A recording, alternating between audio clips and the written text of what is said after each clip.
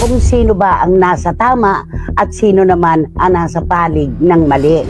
Latest on the top stories, nag-react si Christy Fermin sa cyber libel case na inihain ni Bea Alonzo. Narito ang reaksyon ni Christy Fermin sa kasong cyber libel na isinampa ni Bea Alonzo.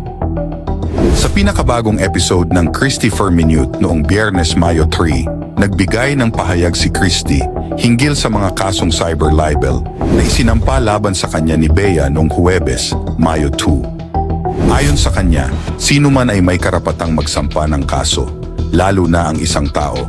Tulad niya, isang mamamahayag, kung saan ang cyber libel ay tila isang panganib sa trabaho. Binanggit din niya na ipinauubayan niya sa prosecution kung sino ang tama o mali sa pagitan nila ni Bea. Gayunpaman, hindi niya matanggap ang akusasyon ng kampo ni Bea na ginawa ang mga vlog at show nila ng Showbiz Insider na si OG Diaz para lang kumita ang aktres. Ang programa po ni OG Diaz, ang kanyang vlog, at ang Showbiz Now Na at maging ang Christy Ferminute ay hindi alam para kay Bea Alonzo, Christy stated. Ito po ay para ibalita ang lahat ng kwento, positibo man o hindi, tungkol sa mga personalidad na tinatawag nating public figures. At bilang pangkaraniwang figura po sila, kami naman po ang nagtatawid ng menggi balita tungkol sa kanila, she added. Hindi po namin maaaring puhunain si Bea Alonzo para kumita ang aming mga vlogs.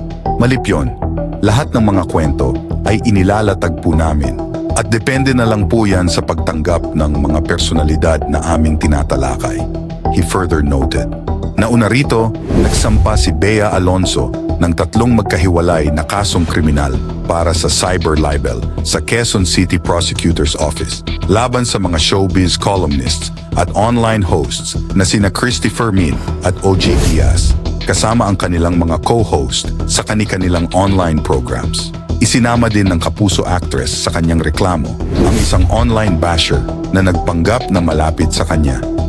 Ayon sa complaint affidavit ni Bea, naging biktima siya ng mali, malisyoso at mapanirang impormasyon na ipinakalat ng individual na ito at irresponsableng na pag-usapan sa mga online shows ni Fermin at Diaz ng walang basehan.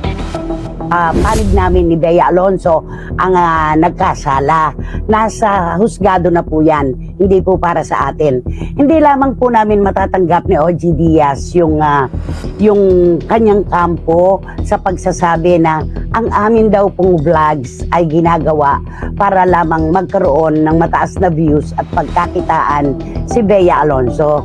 Ang programa po ni OG Diaz, ang kanyang vlog at ang Showbiz Now Na, maging ito pong Christy Ferminute ay dinisenyo hindi lamang po para kay Bea Alonzo.